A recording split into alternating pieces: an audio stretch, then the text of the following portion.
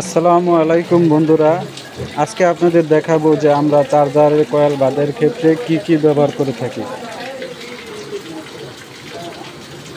প্রথমেই এখানে আমরা রাউন্ড যে শেপটা দিই, এই শেপটা দেওয়ার জন্য আমরা এই ধরনের টেপ ব্যবহার করে থাকি, আঠালো টেপ।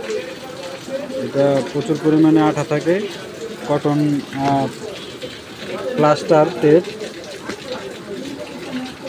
ভালো মানের চার্জার তৈরির ক্ষেত্রে ইনসুলেশনটা খুব জরুরি। আপনারা যত ভালোভাবে ইনসুলেশন করতে পারবেন চার্জারটা তত বেশি টেকসই হবে।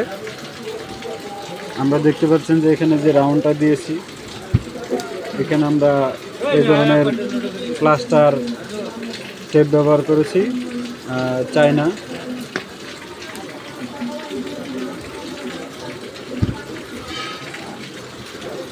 চার্জারের মান ভালো করতে হলে আপনাদের ভালো মানের জিনিস ব্যবহার করতে হবে। তো দেখুন আমরা কী কী ব্যবহার করি। তারপরে আছে কটন টেপ। দেখুন কটন টেপের মানটা দেখুন,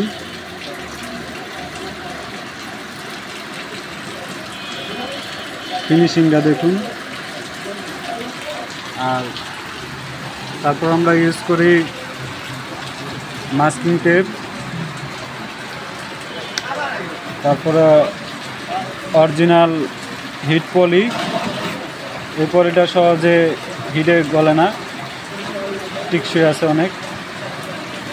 আর আপনারা সচরাচর যেটা ব্যবহার করে থাকেন বাংলা এই ধরনের কটন, আপনারা এটা ব্যবহার করবেন না, কারণ এটা অল্প কিছুদিন চার্জারটা চলার পরে জোরে জোরে পড়ে যায়, কালো হয়ে জোরে জোরে পড়ে যায়, তারপরে চার্জারটা শর্ট হয়ে যায়।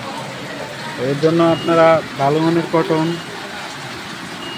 অরিজিনাল চায়না প্লাস্টার টেপ এগুলো ব্যবহার করবেন। ধন্যবাদ।